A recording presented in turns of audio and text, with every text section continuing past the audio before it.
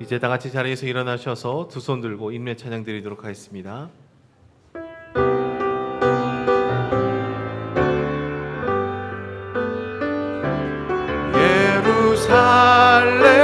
예루살렘아 여호와를 찬송할지어다. 내 하나님을 감사함으로 그 앞에 나가며 주 임재 앞에 경배해.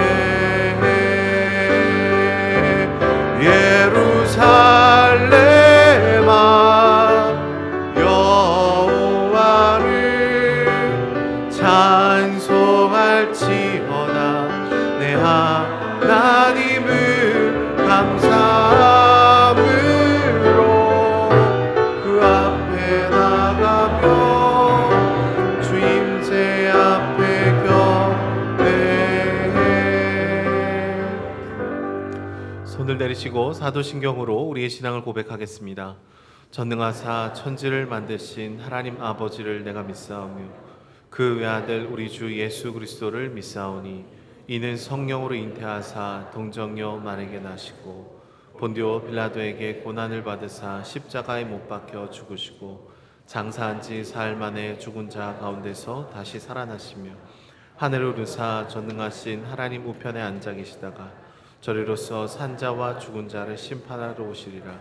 성령을 믿사오며 거룩한 공예와 성도가 서로 교통하는 것과 죄를 사하여 주신 것과 몸이 다시 사는 것과 영원히 사는 것을 믿사옵나이다. 아멘. 자리에 앉으셔서 찬송가 91장으로 하나님께 찬송 올려드리도록 하겠습니다.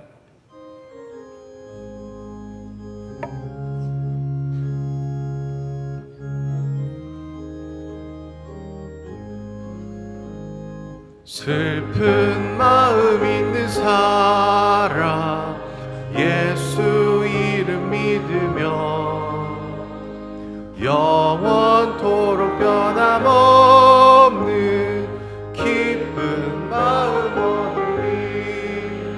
예수의 이름은 세상의 소망이요 예수의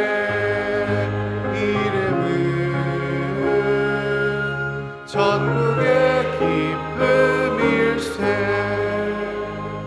거룩하신 주의 이름 너의 방패 삼아라. 환난 시험 당할 때에 주께 기도 드려라. 예수의 이름은 세상의 소망이요 예수의 이름은 전국의 기쁨일세. 존귀하신 주의 이름 우리 기쁨 되도다. 주의 품에 안길 때에 기뻐 찬송 부르리. 예수의 이름은 세상의 소망이요 예수의 이름은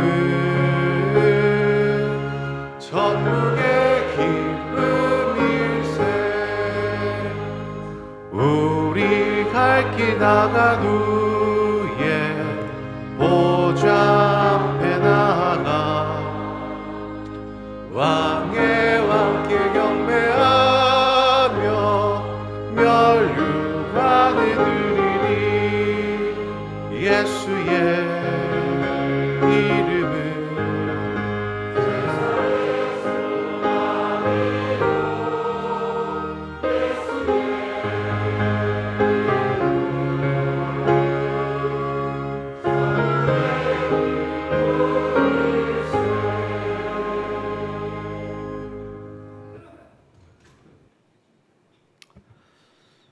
다 같이 눈을 감고 하나님께 기도드리겠습니다.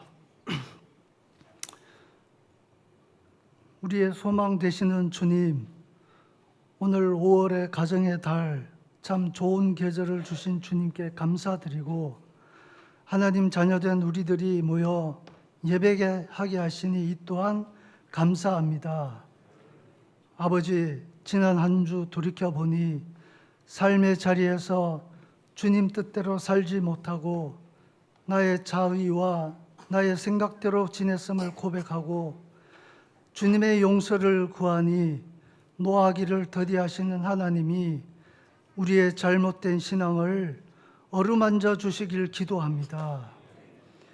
좋으신 하나님, 여기 모인 우리 주님의 사랑받는 자녀들입니다. 자녀들이 하나님께 위로받고 싶어서 주 안에서 세임 얻고 싶어서 모였습니다. 우리에게 하나님의 큰 사랑을 더하여 주시기를 기도합니다. 예배를 기뻐 받으시고 우리들 이 시간 그저 왔다 그저 가는 시간이 아니고 진정으로 하나님을 높여드리고 찬양하는 귀한 예배로 드릴 수 있도록 성령으로 주장하여 주시며 오늘이 하나님의 은혜가 임하는 날인 줄 믿습니다. 우리들 가정에 사랑하는 가족들에게 크신 은혜로 함께해 주십시오. 우리가 하는 일에 가는 곳마다 만나는 사람들마다 은혜로 다스려 주십시오. 주님, 세상이 온통 어지럽고 무엇 하나 녹록지 않은 정세입니다. 고단한 삶이고 때론 주저앉고 싶을 때도 포기하고 싶을 때도 있을 만큼 쉽지 않은 우리들 삶입니다. 우리를 일으켜 주시는 주님, 모든 걸 가능케 하시는 하나님을 붙들게 하여 주십시오. 우리에게 하나님이 함께 계심을 믿사오니 평안을 주실 것을 확신합니다. 주님, 우리 은혜의 동산교회가 주님께 칭찬 듣고 이웃에게는 선한 영향을 드리는 아름다운 교회 공동체가 되기를 소망합니다. 목사님 말씀이 하나님의 음성임을 알고 가슴에 새기고 말씀대로 살아갈 수 있는 믿음도 주십시오.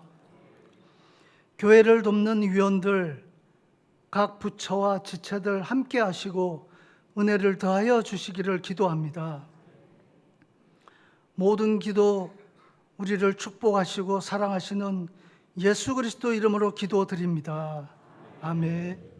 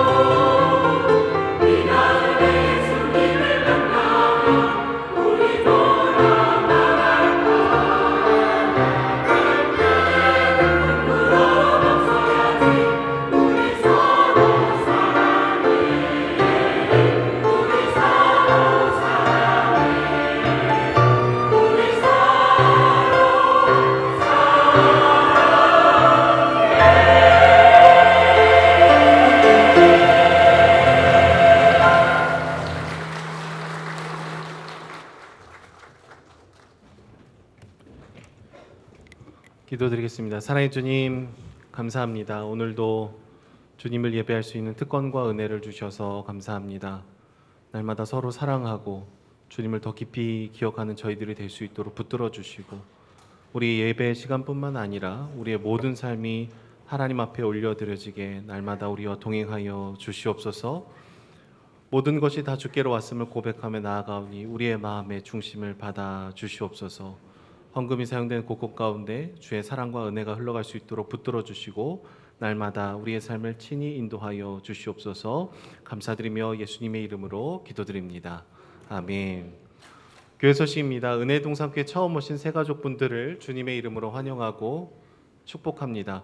새가족 등록하기 원하시는 분들께서는 예배 후에 왼쪽 새가족실로 와주시면 감사하겠습니다.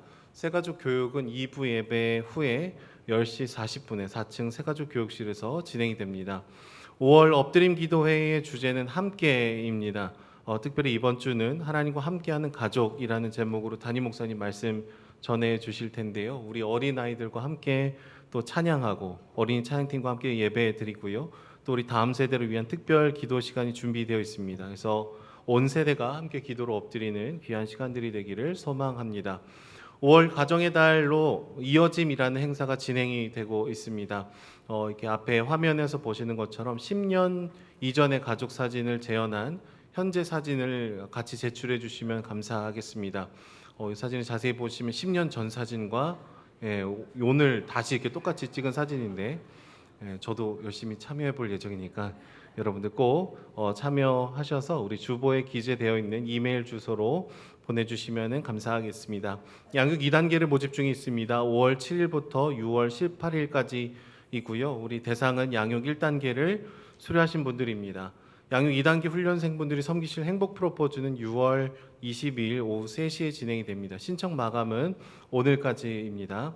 그리스도의 강한 용사학교 여자 납반을 모집하고 있습니다. 대상은 양육 4단계 수료하신 분들이고요. 5월 16일부터 10주간 매주 목요일 오전 10시에 진행이 됩니다. 인원은 선착순으로 10명까지입니다. 청년 하리보 금요 예배에 김선교 선교사님께서 오셔서 말씀을 전해 주십니다. 5월 10일 금요일 오후 9시이고요. 우리 청년부 외에도 함께 말씀 듣고 은혜 받기 원하시는 분들 참여하셔도 됩니다.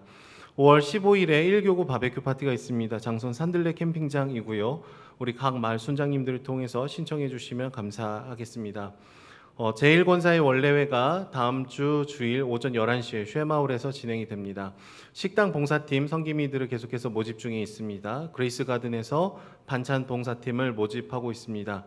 조리팀, 포장팀, 배달팀 모두 필요하다라고 요청이 들어왔습니다. 운동 및 커트 염색 미용 봉사가 5월 18일 오전 9시 30분에 남양 행정복지센터에서 진행이 됩니다. 네오스 색소폰 찬양단 신입 단원을 모집하고 있습니다. 5월 12일까지 모집하고요. 우리 색소폰에 관심이 있으신 초보자분들을 환영합니다. 매주 화요일 저녁 7시부터 9시까지 연습 시간이 있고요. 우리 교회 주차장에 있는 컨테이너에서 모임을 합니다. 문의는 우리 하종호 집사님께 해주시면 감사하겠습니다. 남양 여자 삼다락에서 선교 기금 마련을 위해서 오늘 떡을 판매합니다. 우리 선교사님들 그리고 이웃을 섬기는 마음으로 함께 해주시면 감사하겠습니다. 임명입니다. 최경순 집사님을 복음마을 여자 삼다락 순장님으로 임명합니다. 우윤희 집사님을 복음마을 여자 삼다락 부순장님으로 임명합니다. 교인동정입니다. 포도마을 김남숙, 김영로 집사님 모친상 당하셨습니다. 사랑마을 이선영 집사님 오르넬 의류 쇼핑몰 개업하셨습니다. 남양마을 안수연 집사님 남도 한식 뷔페 개업하셨습니다. 청년부 안상훈 형제 김선영 자매 뜨돈 패밀리 레스토랑 개업했습니다. 이번 주 다음 주 식당 봉사는 별빛마을 반성마을입니다.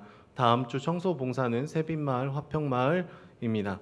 그럼 이 시간 담임 목사님 나오셔서 유아 세례 집례하시도록 하겠습니다.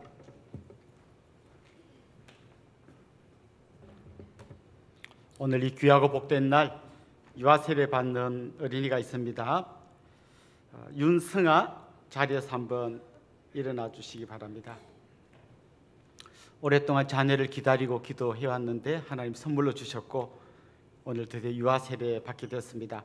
이제 부모님들이 서약하시고 이 승아를 믿음 안에서 잘 양육해서 주님 나라의 기둥으로 키워가시기를 원합니다. 여러분의 이 자녀가 예수 그리스도의 피로 씻음 받음과 성령의 새롭게 하는 은혜를 받아야 할 것을 믿습니까?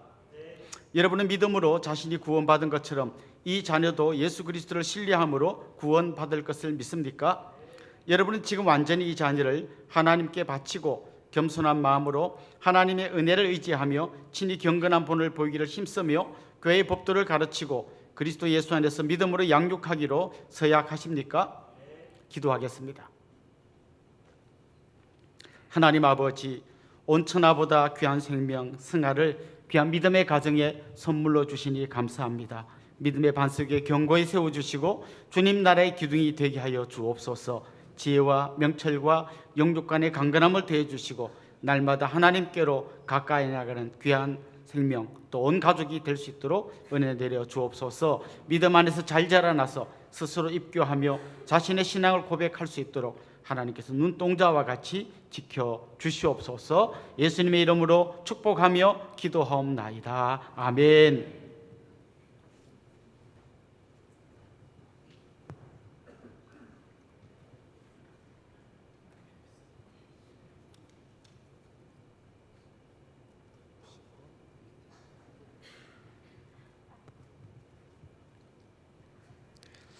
주 예수를 믿는 믿음의 가정의 자녀 윤승아에게 내가 성부와 성자와 성령의 이름으로 세례를 주노라. 아멘. 아유, 믿음이 좋아요.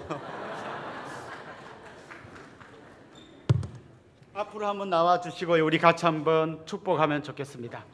당신은 하나님의 은혜 안에 있는 축복의 통로.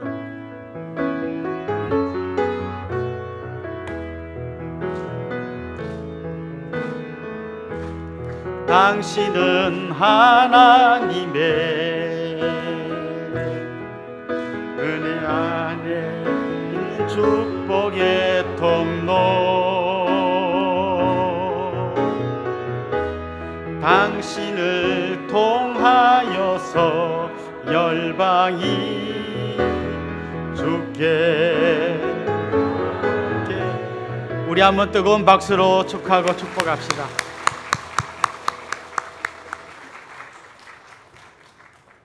이제 우리 하나님의 말씀을 같이 찾도록 하겠습니다. 사도행전 3장 1절부터 10절까지 말씀입니다.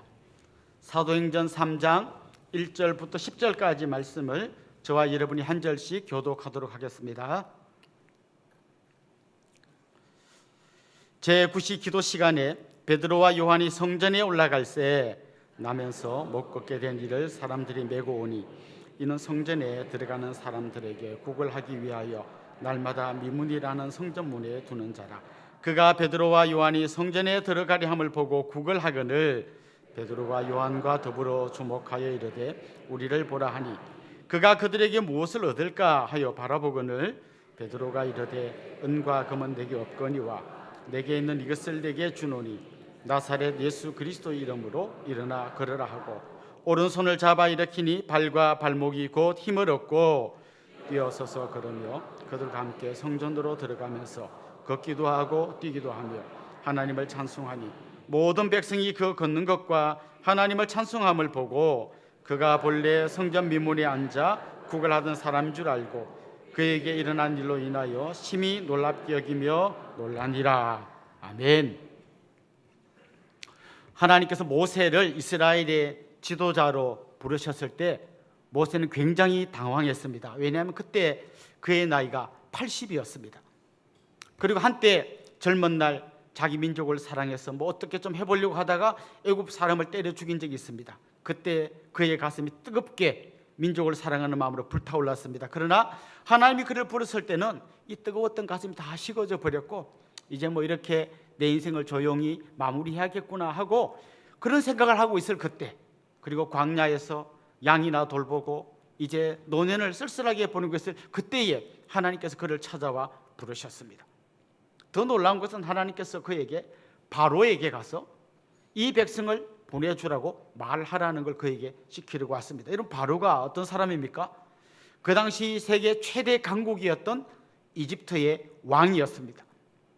우리는 왕을 경험한 적이 없기 때문에 이 왕이 어느 정도의 힘을 갖고 있는지 잘 모릅니다. 그런데 이 당시의 왕, 특별히 애굽의 왕은 자기를 신의 아들이라고 생각했습니다. 태양신의 아들이 자기다. 그러니까 얼마나 막강한 권력을 갖고 있었겠습니까? 어마어마한 마병, 또 군대, 군사력을 갖고 있었고요. 그 나일강 주변의 애굽의 곡창지대에서 나오는 엄청난 그 곡식들 때문에 나라 전체가 부강했고, 그 부강한 나라의 경제력을 다 쥐락펴락하는 게 바로 그 당시의 왕이었습니다. 뿐만 아니라 그는 수많은 노예들을 동원해서 피라미드를 지었어요. 왜 피라미드를 지었을까요? 이 엄청난 권력과 이 엄청난 부와 이 자기가 누리고 있는 세상에 이걸 버리고 죽는 게 너무 아까워서 안 죽고 영원히 살려고 만든 게 피라미드입니다. 그러니까 그의 생각, 그 당시에 그의 권력, 힘, 어떤 사람도 그 앞에서 꼼짝할 수 없었습니다. 특별히 우리가 출애굽기 읽어보면 그가 이스라엘 사람들 중에 남자아이를 다 죽이라고 했습니다. 한 사람의 생명까지도 쥐락펴락할 수 있는 생사 여탈권을 가진 막강한 사람이 바로 바로였습니다. 하나님이 80 노인, 가슴도 다 식어버린 아무 힘도 없는 그 사람에게 이 세계 최강 바로에게 가서 말하라고 이야기한 거죠. 그러니까 당연히 모세는 저는 못 갑니다. 하나님 앞에 완곡하게 거절했습니다.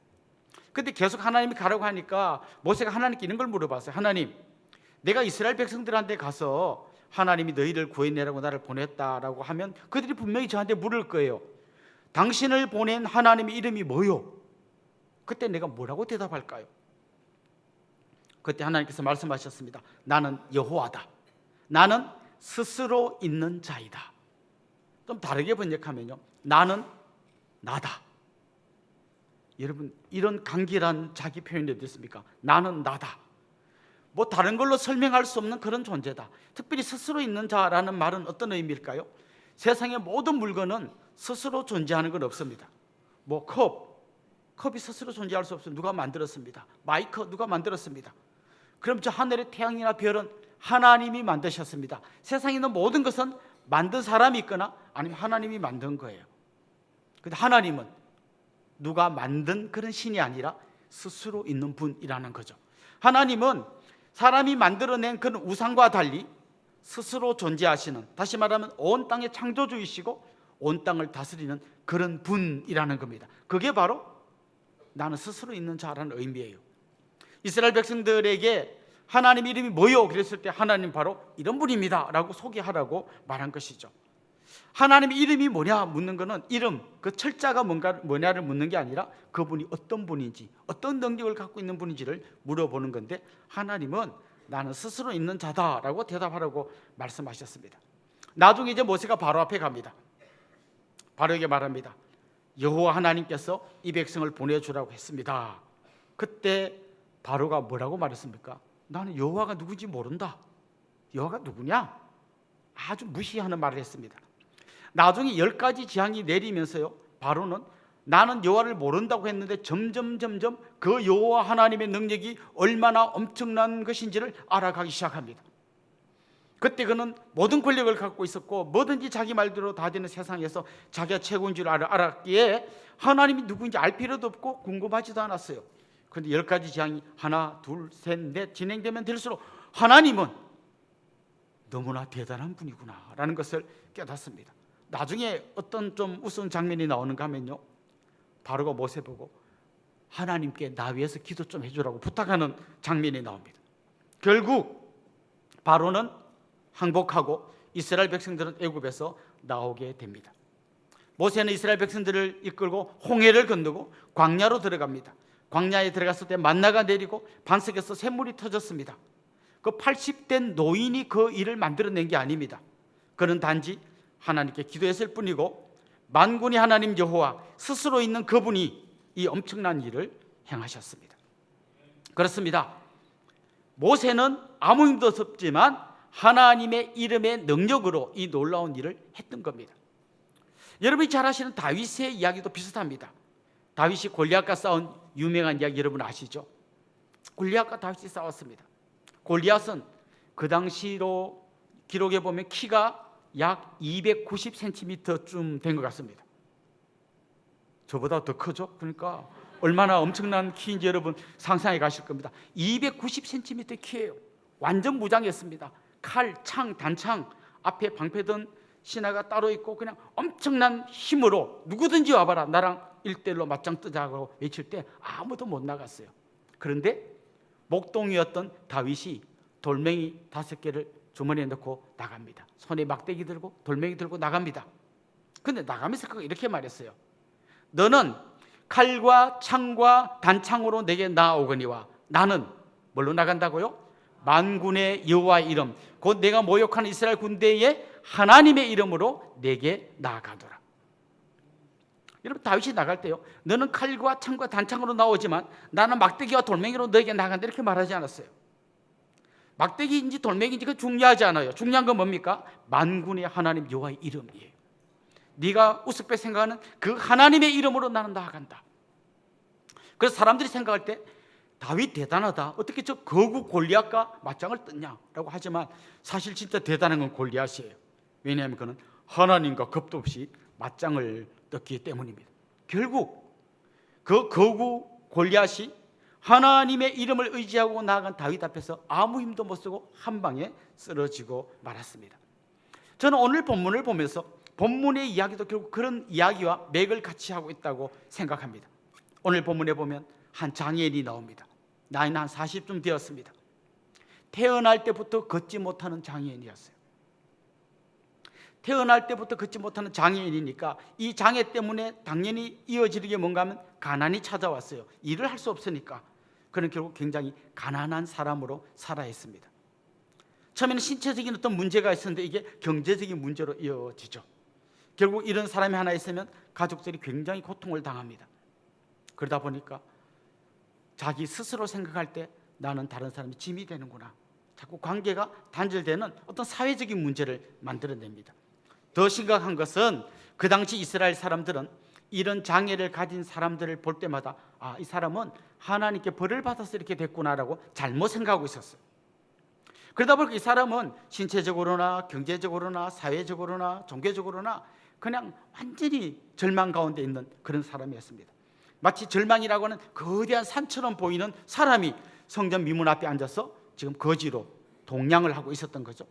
그런데 그 사람을 고쳐주었던 베드로와 요한은 원래 어떤 사람이었습니까? 이 성령이 강림하기 전 50일 전만 해도요, 그는 예수 그리스도를 부인하던 사람이에요. 나는 예수님을 모른다 저주하면서 부인하던 베드로였습니다. 그럼 같이 있던 요한은 그때 뭐하고 있었을까요? 요한복음을 잘 보면 베드로가 부인하는 그 자리에 요한도 있었어요. 그 요한은 아무 말도 못하고 숨을 죽이면서 안 들키려고 최대한 애쓰면서 베드로가 공경에 처해가지고 예수님을 부인하는데 나가서 아니요 이렇게 말하지도 못하고 맞다고도 못하고 가만히 숨어 있었어요. 베드로가 적극적으로 부인했다면 요한은 굉장히 소극적으로 부인하고 있었어요. 그들은 이런 사람이었습니다. 겁 많고 그리고 예수님 부인했고 자격 없는 그런 사람들이에요. 그런데 이 사람들이 어떻게 불과 한 50여일 지난 다음에 이 장애인을 고치는 놀라운 일을 행할 수 있었을까요? 이들이 한 말이 바로 이겁니다. 은과 금은 내게 없거니와 내게 있는 것으로 내게 주노니 곧 나사렛 예수 그리스도의 이름으로 일어나 걸으라. 나사렛 예수 그리스도의 이름을 그들이 갖고 있었습니다. 오늘 본문에 나오는 이 이야기를 한번 보십시오. 이 사람들이 도망가고 부인하고 연약했던 그 사람이 어떻게 이렇게 엄청난 일을 했나? 그 중간에 뭐가 있었습니까? 우리가 이미 지난주 그전주 살펴본 것처럼 성령의 강림이 있었습니다. 성령께서 그들에게 강권적으로 임재하셨을 때 그 연약한 사람들이, 도망다니던 사람들이 담대한 믿음의 사람으로 바뀌게 되었습니다. 성령의 능력이 그들과 함께했고, 다른 말로 하면 그게 바로 예수 그리스도 이름의 능력을 갖게 되었던 것입니다. 예수 그리스도 이름의 능력이 뭡니까? 마태복음 28장 마지막에 보면 하늘과 땅의 모든 권세를 내게 주셨다. 하늘과 땅의 모든 권세를 가지신 예수님의 손을 잡을 때 그들은 연약한 자이지만 그들의 손을 잡은 예수 그리스도의 능력이 베드로와 요한을 통해서 이 장애인 거지에게 나타났던 것입니다. 여러분은 스스로를 어떻게 생각하십니까? 여러분은 주님의 일을 할 만한 분이라고 생각하십니까? 저는 배운 게 좀 없었어. 교회 다니지 얼마 안 돼서 잘 모릅니다. 저는 돈이 없어서 뭔가 좀 주님 일을 하는데 장애가 많습니다. 우리가 주님의 일을 잘 하지 못한 이유를 대면 100가지도 넘을 거예요. 그래서 주님 한 가지만 확인하기를 원합니다. 너에게 예수 그리스도 이름의 능력이 있느냐? 이걸 물어보십니다. 주님, 저는 돈도 없고 배운 것도 없고 가방끈도 잡고 어쩌고 저쩌고 됐고, 예수 그리스도 이름의 능력이 있다면 아무것도 아닌 같은 너, 80노인이었던 모세, 어린 목동이었던 다윗, 도망자 비겁자였던 베드로와 요한을 통해서도 놀라운 일을 행하셨던 것처럼 우리를 통해서도 하나님은 크고 놀라운 일을 행하실 줄로 믿습니다. 여러분, 중세 로마 가톨릭의 역사를 한번 보십시오. 그때 그들은 어마어마한 성당을 갖고 있었습니다. 그리고 막강한 권력을 갖고 있습니다. 웬만한 나라의 왕도 폐위시킬 수 있고 내가 원하는 사람을 왕으로 세울 수도 있는 게 그 당시에 로마 가톨릭의 권력이었습니다. 돈도 많았습니다. 엄청난 건물, 엄청난 권력, 엄청난 돈, 하고 싶은 걸 다 할 수 있었습니다. 그런데 그들에게 한 가지 없는 게 있었습니다. 예수 그리스도 이름의 능력이 없었습니다. 반면에 초대교회 성도들, 저 로마에 가면 지금도 그 흔적이 남아있는데요, 카타콤이라고 부르는 지하 무덤이 있습니다. 그 지하 동굴 속으로 파고 들어가가지고 수많은 사람을 묻는 그들만의 매장 방식이 있습니다. 거기를 굉장히 우리가 공동묘지 싫어하듯이 로마인들도 싫어했어요. 그래서 예수 믿는 사람들이 자꾸 로마인들이 잡아가고 뭐 사자밥을 만들고 하니까 도망가서 숨은 데가 이 지하 카타콤 아니에요. 그 동굴 속에 숨어서 그들이 예배를 드렸습니다. 그들에게는 중세 가톨릭이 갖고 있었던 엄청난 성당이 없었습니다. 그들은 막강 권력, 돈, 어마어마한 사람 아무것도 없었어요. 그냥 연약한 사람들이 모여서 그곳에 숨어서 예배를 드렸습니다. 그들은 아무것도 없었지만 대신 그들에게는 예수 그리스도 이름의 능력이 있었습니다. 그 로마의 막강한 권력 앞에서 아무것도 없는 그들은 어떻게 이 로마의 권력을 상대할 수 있었을까요? 그냥 잡아가면 잡혀가고 사자밥에 던지면 사자밥 되고 그냥 감옥에 갇히고 정처없이 떠돌아다니고 아무 힘도 없이 그냥 다 망하는 것처럼 보였지만 예수 그리스도 이름의 능력을 가진 그들 때문에 AD 313년에 로마가 기독교 국가가 되었습니다. 우리가 상상할 수 없는 일이 일어난 거죠. 어떻게? 예수 그리스도 그 이름의 능력 때문입니다. 여러분, 우리 교회를 한번 보십시오. 우리 교회를 찾아온 사람들이 일단 제일 먼저 실망하는 게 우리 건물이에요. 난 공장인 줄 알고 교회는 어디 있나 했더니 여기가 교회래요. 여러분, 우리에게는 엄청나게 화려한 건물이 없습니다.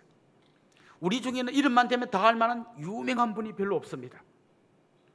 그렇다고 우리 교회에 엄청난 재정이 있거나 우리 교회에 유구한 역사가 있는 것도 아닙니다.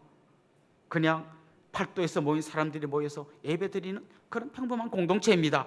그러나 우리에게 예수 그리스도 이름이 능력이 있을 때 우리는 세상이 감당하지 못할 놀라운 사람이 될 수 있습니다. 예수 그리스도 이름의 능력을 힘입을 때 우리는 남들이 볼 때 평범한 저 시골 촌동네에 있는 조그만 교회처럼 보이지만 하나님의 크기의 일, 우리 인간의 크기와는 비교할 수 없는 그런 일들을 할 수 있는 교회가 되는 것입니다. 특별히 이 베드로와 요한이 한 말을 잘 보십시오. 예수님 이름의 능력이라고 하지 않고 이렇게 말했어요. 나사렛 예수 그리스도 이름의 능력이라고 말했습니다. 나사렛 예수 그리스도 이름. 여러분, 이 단어들이 지금 몇 가지가 나오는데요, 정말 어울리지 않는 단어의 조합이에요. 나사렛이 뭐죠? 예수님이 살던 동네예요. 저 갈릴리 북쪽에 있는 아주 조그맣고 초라한 깡촌 동네예요. 나사렛 예수라는 말은 예수님을 좀 이렇게 조롱하며 부르는 말이에요. 요즘식으로 말하면 나사렛 촌놈 예수 이렇게 말하는 거나 마찬가지예요. 근데 그 다음 붙는 단어가 뭡니까? 그리스도라는 말이 붙어요. 보통 그리스도는 우리가 예수님의 이름이라고 생각하는데 원래는 예수님 이름이 아닙니다. 그리스도는 메시아라는 뜻이에요. 고유 명사가 아니라 일반 명사입니다. 메시아. 뭐 사람들이 저를 부를 때 이규현 목사님 이렇게 부를 때 제 이름은 이규현이고 목사님은 내 이름이 아니에요. 그냥 저를 부르는 호칭 같은 거죠. 근데 목사는 많잖아요. 만약 여러분이 저 밖에 나가다 목사님 그러면 5명이 이렇게 쳐다볼 거예요. 왜냐하면 목사가 많잖아요. 근데 그리스도는 메시아는 한 명밖에 없어요. 그래서 그냥 그리스도 그러면 그냥 예수님이에요. 그러다 보니까 그리스도가 마치 예수님처럼 된 거죠. 근데 이 말을 잘 풀어보면 이런 거죠. 나사렛에서 난 촌놈인데 이름은 예수인데 이분이 바로 메시아라는 거죠. 나사렛하고 그리스도는 정말 어울리지 않는 이름이에요. 그런데 사실 이 말 안에 하나님의 놀라운 비밀이 숨겨져 있습니다. 예수님은 사람들이 볼 때는 이런 사람이었어요. 나사렛에서 태어난, 저 깡촌에서 태어난 촌놈이었어요. 그의 삶을 한번 돌아보십시오. 마구간에서 태어나가지고 그냥 가난하고 병든 사람들하고 만나고 그들하고 같이 음식을 먹으면서 아유 하고 조롱받던 사람이에요. 또 만나는 사람마다 어찌나 식사를 많이 하셨는지 먹기를 탐하는 자라고 조롱받던 사람이에요. 그리고 뭐 좀 하는 줄 알았더니 결국은 잡혀서 십자가에 못 박혀서 아무 힘도 없이 죽었어요. 끝인 줄 알았는데 죽었던 그 예수님이 살아나셨어요. 죽음의 권세를 이기시고 죽음의 권세로 사람들을 힘들게 만들었던 마귀의 머리를 밟아버리시고 승리하셨습니다. 이 놀라운 대전환이 예수님이 어떤 분인지를 보여주는 어마어마한 사건이었습니다. 그렇게 십자가에 달려 죽은 줄 알았던 예수님이 부활하고 살아나셔서 하나님 우편에 앉으셔서 하늘과 땅의 모든 권세를 가진 분이 되셨습니다. 그분이 바로 그리스도 예수라는 것입니다. 베드로와 요한은 바로 그 예수 그리스도의 능력을 힘입어서 이 사역을 했다는 거죠. 이제 우리에게 한번 그런 질문이 생깁니다. 그럼 어떻게 하면 우리도 예수 그리스도 이름의 능력을 힘입어서 하나님 일을 감당할 수 있습니까? 그 모든 능력의 출발은 하나님이 그냥 은혜로 부어주신 거예요. 단지 우리가 할 수 있는 게 딱 한 가지가 있다면 그건 바로 기도입니다. 오순절 성령 강림하기 전에 그곳에 모였던 120명의 성도들이 간절히 기도했습니다. 그때 성령이 임하셨어요. 그럼 오늘 본문을 한번 잘 보면 이 엄청난 장애인을 치유하는 이 사건이 언제 일어났냐면 베드로와 요한이 기도하러 성전에 올라갈 때 일어났어요. 다시 말해서 그들은 그때 한번 왕창 은혜를 받고 기도를 멈춘 게 아니라 그 기도가 규칙적으로 계속해서 이루어지고 있었다는 거죠. 저는 여러분이 내적 치유성이나 생수의 강 같은 수련회 가서 정말 하나님의 폭포수 같은 은혜를 경험하면 좋겠어요. 근데 그러고 나서는 그냥 다시 원점으로 돌아가가지고 나도 은혜가 좀 떨어졌는데 이제 다시 내치하면 들어가야 되나 해서 이렇게 맨날 밥 굶다가 뷔페에 가가지고 막 왕창 먹고 그냥 또 며칠 버티는 게 아니라 매일매일 여러분의 기도가 이어지기를 소망합니다. 특별히 하나님 우리 한국교회에 주신 특별한 선물이 있는데 새벽 기도회가 있어요. 이 새벽 기도회는 일찍 일어나야 되는 불편함과 피곤함 때문에 참여하기 힘들지만 이게 내 삶의 한 부분이 되면 여러분은 쉬지 않고 매일매일 기도하는 어떤 힘을 갖게 될 거예요. 나는 죽었다 깨어나도 새벽에 못 일어납니다. 그럼 여러분 알람을 아예 여러분이 가장 기도하기 좋은 시간에 딱 맞춰 놓으십시오. 아이들 어린이집 보내고 남편 출근시키고 설거지 다 넣고 딱 보면 10시 10분 딱 10시 10분에 맞춰 놓으세요. 따라랑 울리면 그냥 기도하는 시간이구나. 기도하세요. 기도하지 않고 하나님 능력을 경험하는 것은 정말 감나무 밑에 그냥 누워서 입 벌리고 있는 거나 마찬가지. 하나님 저에게 하나님의 은혜를 부어주십시오. 성령의 능력을 부어주십시오. 예수 그리스도의 이름이 그냥 내 머릿속에 알고 있는 지식이 아니라 내 삶을 변화시키고 내 사역에 놀라운 힘을 주는 능력이 되게 해주십시오. 기도하며 하나님 앞에 나가기를 원합니다. 바울이 이런 고백했어요. 하나님의 능력을 힘입어서 사역하던 바울이 자기가 어떤 존재인지를 고린도서 6장에서 이렇게 고백했습니다. 한번 같이 읽어볼까요? 우리는 속이는 자 같으나 참되고 무명한 자 같으나 유명한 자요 죽은 자 같으나 보라 우리가 살아있고 징계를 받는 자 같으나 죽임을 당하지 아니하고 근심하는 자 같으나 항상 기뻐하고 가난한 자 같으나 많은 사람을 부유하게 하고 아무것도 없는 자 같으나 모든 것을 가진 자로다. 아무것도 없는 자 같으나 모든 것을 가진 자로다. 언제? 가장 약한 우리가 만군의 하나님 여호와 죽음을 이기시고 부활하시고 승리하신 예수 그리스도 그분의 손을 잡을 때 그분의 능력이 우리 가운데서 역사함으로 우리 크기가 아닌 주님의 능력이 나타나게 된다는 것입니다. 그런데 저는 특별히 이 주님의 이름의 능력을 가진 이 두 사람의 행동을 잘 보면서요 우리가 한번 또 눈여겨보아야 할 점이 있다고 생각해요.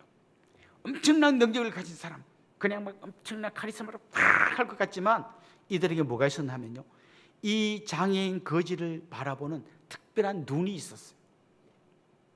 보통 이 성전 미문으로 들어가서 성전에 들어가는 사람들은 이런 마음을 가졌을 거예요. 그들은 워낙 랍비로부터 자선을 베풀어야 된다는 걸 많이 들었기 때문에 좀 이렇게 어려운 사람 도와줘야 된다는 마음은 다 있었어요. 그리고 그들이 성전 안으로 들어가고 있잖아요. 그러니까 지금 마음이 좀 굉장히 하나님을 향해 열려 있었기 때문에 아마 거지를 도와줄 마음이 많았을 거예요. 그런데 막 거지를 자세히 바라보고 그를 긍휼히 여기고 안타까워하고 그렇게 도와주기보다는 그냥 노쇼, 쳐다보지도 않고 툭 던져주면서 내 할 일을 했다고 아마 들어갔을 거예요. 그런데 베드로와 요한은 그들을 자세히 주목하여 바라보았어요. 그들과 눈이 마주쳤어요. 정말 이 사람에게 필요한 게 뭔지를 간절히 바라보면서 그에게 기도해 줬어요.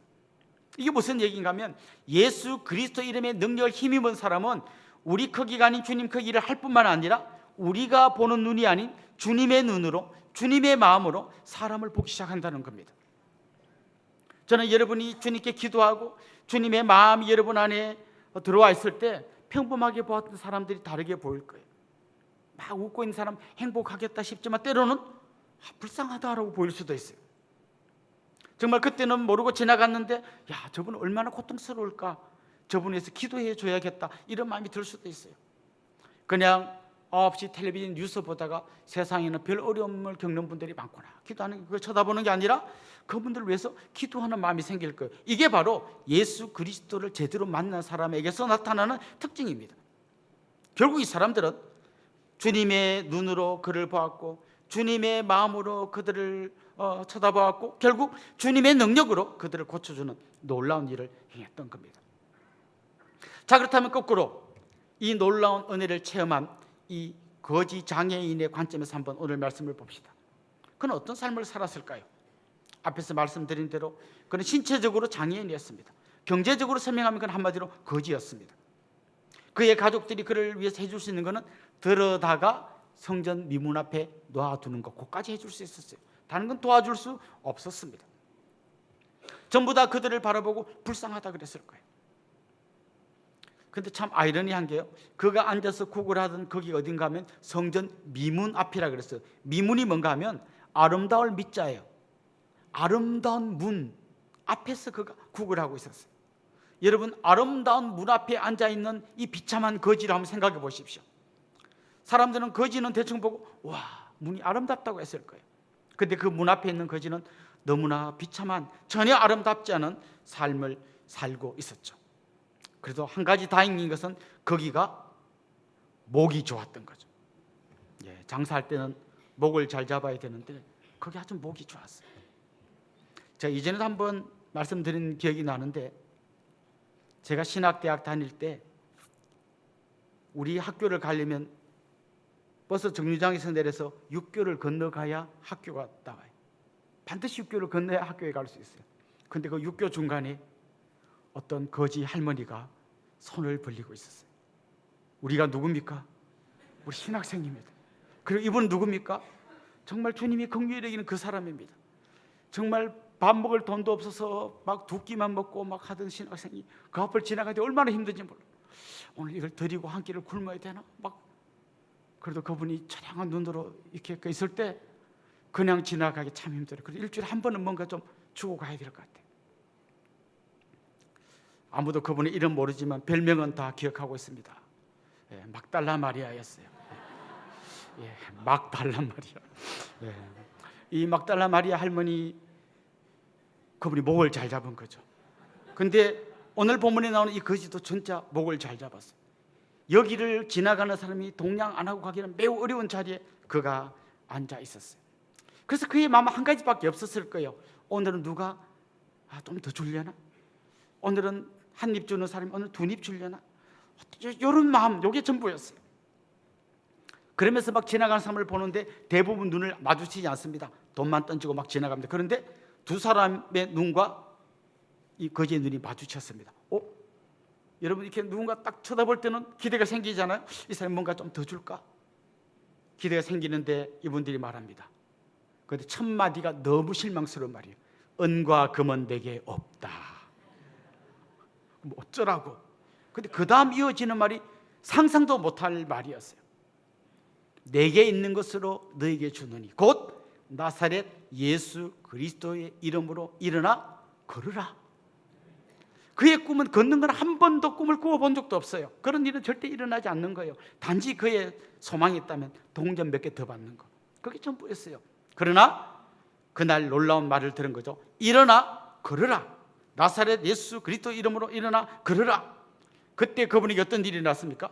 발과 발목에 힘을 얻고 그가 일어나 걷고 뛰고 하나님을 찬양했습니다. 한 걸음 더 나가서 그는 성전 안으로 들어갔습니다. 여러분, 이게 왜 중요할까요? 레위기에 보면요, 장애를 가진 사람이 성전 안에 들어가지 못하게 되어 있어요. 그래서 이 사람은 매일 성전 문 앞에는 있었지만 정작 성전 안에는 들어가지 못했어요. 그런데 그의 다리가 낫고 그가 태어나서 처음으로 성전 안으로 들어갔어요. 하나님을 찬미했어요. 그래서 사람들이 이 사람의 그 기적을 보면서 몇 가지를 생각할까요? 원래 이 사람의 문제는 돈이 없는 거라고 생각했는데 더 근본적인 문제는 뭐예요? 장애가 있는 거예요. 여기까지가 사람들이 생각하는 겁니다. 그런데 오늘 성경 우리에게 뭘 가르쳐주는가 하면 받는 없는 것보다 더 심각한 건 장애고 장애보다 더 심각한 건 하나님과의 관계가 단절되어 있었다는 겁니다. 그래서 이 사람이 고침받은 거는 단지 고침받았기 때문에 이제 건강을 되찾았고 건강하기 때문에 돈을 벌 수가 있게 됐고 이 사람 인생이 폈다, 이게 아니에요. 건강을 찾았고 돈도 벌 수 있겠지만 진짜 중요한 거는 그가 깨어졌던 하나님과의 관계를 회복할 수 있었다는 겁니다. 이게 너무나 놀라운 기적 중에 기적인 거죠. 여기 계신 분들 중에 이런 생각하는 분이 있는지 모르겠어요. 나도 좀 이런 극적인 경험 좀 해보면 좋겠다. 막 앉아있다가 못 걷다가 막 확 걷는다든지, 이렇게 좀 막 버스가 추락했는데 막 다 죽었는데 혼자 살아났다든지, 뭔가 좀 내 가슴을 뜨겁게 할 극적인 경험을 원하는 분이 있는지 모르겠어요.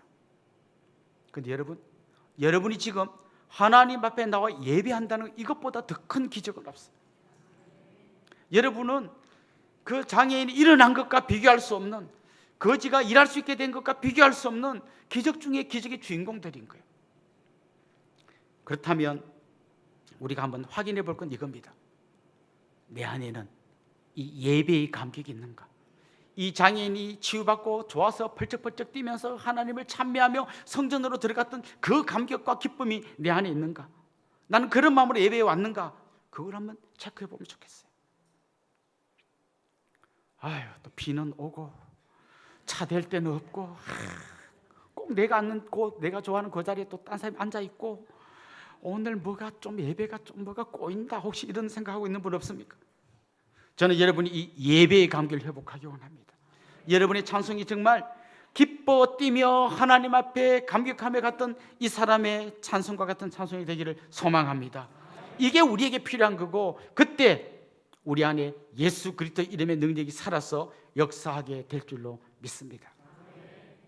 사도행전은요, 아주 특별한 기록들을 많이 갖고 있는데요, 그 중요한 주제 중에 한 가지가 뭔가 하면 절대로 하나님 앞에 나올 수 없는 자들이 하나님 앞으로 돌아온 이야기가 사도행전이 계속 이어지고 있어요. 오늘 본문에는 절대로 성전에 들어갈 수 없었던 장애인이 주님 만나고 성전 안으로 들어간 얘기가 나옵니다. 계속해서 보면 절대 사람들이 인정해 주지 않았던 사마리아 사람들이 예수님 믿고 성령 받는 얘기가 나옵니다. 저 이방인이었던 이디오피아 내시가 정말 이사야 말씀을 읽다가 빌립의 전도를 받고 세례받고 예수 믿는 이야기가 나옵니다.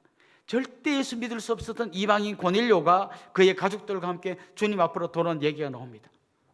더 나아가 바울을 통해 정말 저 황폐한 땅 이방 지역으로 복음이 들어가서 온 열방들이, 절대 주님께 돌아올 수 없던 수많은 사람들이 감격하며 주님께로 도는 얘기가 사도행전의 이야기입니다. 사실 예수님도 그런 기대를 하고 계셨어요. 누가복음 14장에 보면 그 잔치에 초청받는 사람들이 안 오고 거절한 얘기가 나옵니다. 어떤 분이 큰 잔치를 배설하고 사람들을 초청했어요. 그런데 안 옵니다. 저는 뭐 땅을 사서 못 오고 소를 사서 못 오고 장가 가서 못 오고 다 못 온답니다. 그때 주인이 이렇게 말했어요. 누가복음 14장 21절 그 중간부터 한번 읽어보겠습니다. 같이 읽읍시다. 빨리 시내의 거리와 골목으로 나가서 가난한 자들과 몸 불편한 자들과 맹인들과 전원자들을 데려오라 하니라. 사실 우리는 이런 사람들이에요. 원래는 이 자리에 있을 수 없는 사람들이에요. 그런데 주님께서 문을 활짝 열어주셨습니다. 이 잔치에 들을 수 없는 사람, 가난한 자, 몸 불편한 자, 맹인, 전원자들처럼 이방인, 사람들이 손가락질 받던 사람들 두 팔 벌리고 주님이 오라고 초청하셨고, 우리는 그 초청을 받고 이 자리에 와 있는 사람들이에요. 에스겔 47장에 보면 성전에서 나온 물이 흘러서 어디까지 흘러가냐면 사해 바다, 죽음의 바다, 절대로 생명이 살지 못하는 바다까지 흘러갑니다. 이게 우리 주님의 능력이고 이게 사도행전의 역사예요. 절대로 이 은혜의 물이 흘러갈 것 같지 않았던 그 구석구석까지, 저 낮은 곳까지, 절망의 땅까지 이 복음이 흘러 들어가는 것입니다. 혹시 여러분 주위에 생각나는 사람 없습니까?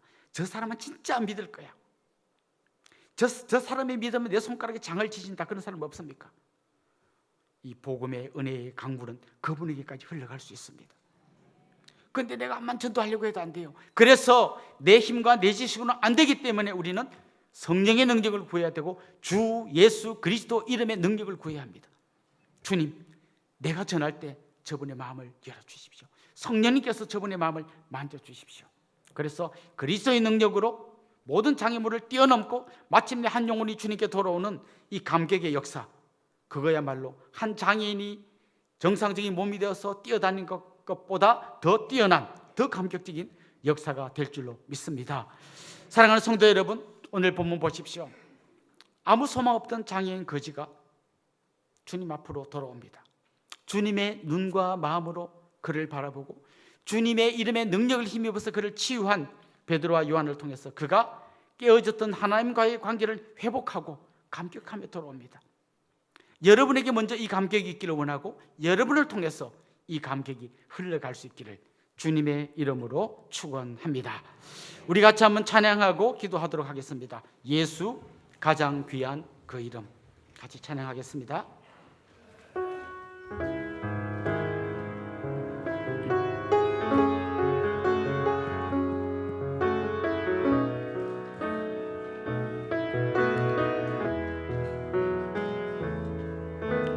예수 가장 귀한 그 이름, 예수 언제나 기도 들으사, 오 예수 나의 손 잡아주시는 가장 귀한 그 이름. 예수 찬양하기 원하네.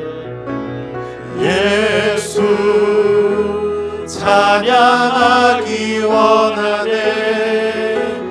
예수 처음과 나중 되시는 오 예수 날 위해 고통당하신 가장 귀한 그 이름. 예수 왕의 왕이 되신 주, 예수 왕의 왕이 되신 주, 예수 당신의 끝없는 사랑, 오 예수 목소리 높여 찬양해 가장 귀한 그 이름. 우리 같이 한번 기도하겠습니다. 주님의 일을 하는 데 있어서 중요한 것은 돈이나 경험이 아닙니다. 바로 예수 그리스도 그 이름의 능력입니다. 주님, 우리에게 예수님을 온전히 신뢰하는 믿음을 허락해 주십시오. 우리의 힘이나 우리의 돈이나 우리의 경험을 의지하지 말게 하시고 오직 주님 한 분만을 믿고 의지하는 진정한 믿음의 사람이 되게 해주십시오. 우리 그런 제목으로 기도합시다. 특별히 주님의 눈과 마음을 주시고 소외되고 고통당하는 사람들의 탄식과 아픔에 귀 기울이게 해주십시오. 무엇보다 우리와 주님과의 관계가 어떤지 점검하면서 회복시켜 주십시오. 우리 예배를 회복시켜 주시고 주님과의 관계가 더욱 친밀하게 해주십시오. 우리 이런 제목을 한번 합심해서 통성으로 기도하겠습니다. 하나님 아버지, 오늘 우리에게 주신 이 말씀이 우리 가운데 살아서 역사하는 말씀이 되기를 소망합니다. 주님 기도합니다. 주님이라는데 돈이 없었어. 하나님 내게 권력이 없고 내가 아는 게 없고 내 학벌이 짧아서 아무것도 할 수 없다고 스스로 포기하고 있지는 않습니다. 기도합니다. 우리에게 예수 그리스도 이름의 능력을 힘입는 놀라운 믿음을 하여 주시옵소서. 우리의 기도의 무릎이 더욱 강하여지게 하여 주시고 주님 앞에 엎드려 기도할 때에 하늘 문이 열려지게 하여 주시고 예수 그리스도 이름의 능력을 힘입어서 정말 우리 인간의 크기로는 상상도 할 수 없는 주님의 크기의 일을 할 수 있도록 도와주시옵소서. 주님 기도합니다. 우리의 눈과 마음을 열어주셔서 고통당하고 소외당하는 수많은 사람들, 특별히 주님 알지 못하는 사람을 바라볼 주님의 눈으로 주님의 마음으로 그들을 바라보게 하여 주옵소서. 그들에게 복음을 전가하게 하여 주시고 우리가 그들에게 복음을 전할 때 하나님 우리의 말의 힘이 아니라 우리 안에서 역사하시는 예수 그리스도 그 이름의 능력으로 그의 마음의 문이 열리게 하여 주옵시고 그럴 때 하나님 그가 주님 앞에 돌아와 온전히 예배하며 감격하는 놀라운 기도의 역사가 일어나게 하여 주옵소서. 무엇보다 주님과 우리와의 관계를 돌아봅니다. 주님 우리에게 예배의 기쁨과 감격을 회복시켜 주시옵소서. 정말 주님과 함께 감격 예배를 드리며 주님 앞에 우리 구원해 주신 그 놀라운 능력 앞에 우리가 날마다 찬송하며 기뻐하며 우리 예배가 온전히 살아서 하나님께 드려지는 귀한 역사가 있게 하여 주옵소서. 하나님 아버지, 은과 금은 내게 없지만 내게 있는 것으로 너에게 준다. 곧 나사렛 예수 그리스도 이름으로 일어나 걸으라. 하나님 우리가 기도합니다. 우리에게 없는 것 때문에 절망하지 말게 하시고 우리에게 주신 예수 그리스도 이름의 능력을 힘입어서 우리의 크기가 아닌 주님의 크기로 일하는 저희들이 되게 하여 주옵소서. 주님의 마음을 주셔서 주님 알지 못하고 죽어가는 수많은 영혼들을 바라볼 때마다 안타까운 마음으로 복음을 전하게 하시고 우리가 입술을 열어 복음 전할 때 우리의 말의 힘이 아니라 우리 속에서 역사하시는 예수 그리스도 그 이름의 능력으로 그분이 주님께로 돌아와 감격하며 예배하는 놀라운 역사가 계속해서 일어나게 하여 주옵소서. 예수님의 이름으로 기도드리옵나이다. 아멘. 저를 잠깐만 주목해 주시면 좋겠습니다. 우리 같이 환영하고 또 축복하면 좋겠는데요. 지난주가 생일이었던 분 한번 손 들어볼까요? 지난주 생일이었습니다. 손 들고 한번 자리에서 일어나 봅시다. 우리 같이 한번 축하합시다. 예, 저 중간에 우리 집사님 계십니다. 예, 여기 또 지난주가 결혼 기념일이었던 분 좀 있을 것 같아요. 5월달. 예, 우리 집사님 좋습니다. 혹시 오늘 우리 교회 처음 오신 분, 등록하기를 원하는 분도 같이 환영하고 축복하면 좋겠습니다. 한번 손 들고 일어나 볼까요? 예, 감사합니다. 우리 이분들 주님의 이름으로 환영하고 축복하도록 하겠습니다. 아주 먼 옛날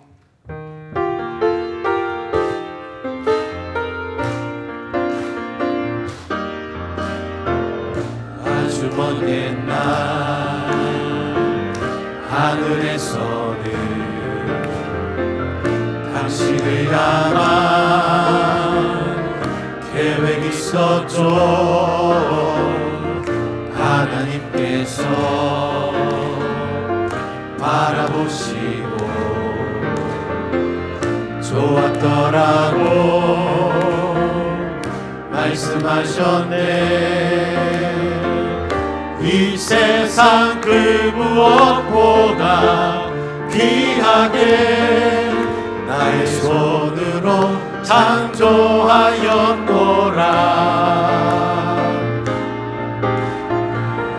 내가 너로 인하여 기뻐하노라.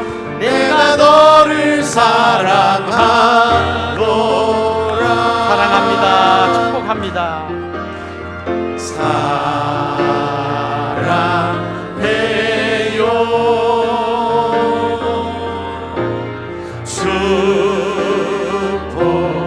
축복해요. 당신의 마음에 우리의 사랑을 모아드립시다. 사랑을 드려요. 사랑합니다. 축복합니다. 우리 앞뒤에 있는 분들, 옆에 있는 분들께 다 인사합시다. 주님의 이름으로 사랑하고 축복합니다. 오늘 처음 오신 분들은 나가시다가 왼쪽에 있는 새가족실에 잠깐 들려주시면 저희들이 잘 안내하고 섬겨드리겠습니다. 이제 우리 자리에서 한번 다 일어나겠습니다. 온 교회가 온전한 복음을 온 세상에, 우리 같이 찬양하고 축도로 예배를 마치겠습니다.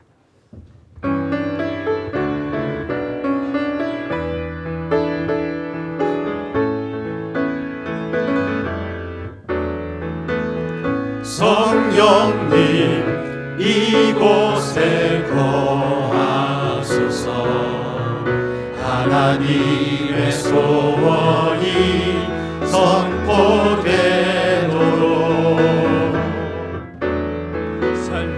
메마른 이 땅 덮으소서. 끝까지 사랑하신 사랑으로 성령님 이곳에 거하소서. 하나님의 사랑이 선포되도록 살리시고 사랑하시는 아버지들, 주의 교회가 살아내도록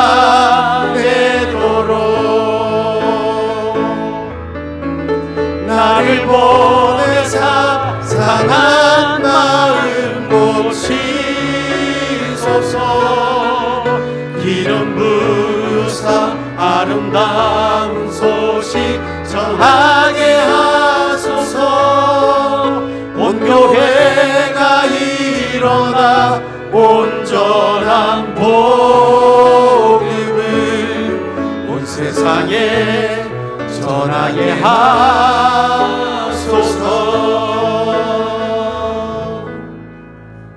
우리 주 예수 그리스도의 은혜와 하나님 우리 아버지의 극진하신 사랑과 성령님의 감화, 감동, 위로, 교통, 충만하심이 사랑하는 주님의 백성들과 그 가정 위에 이제로부터 영원토록 함께 있을지어다. 아멘.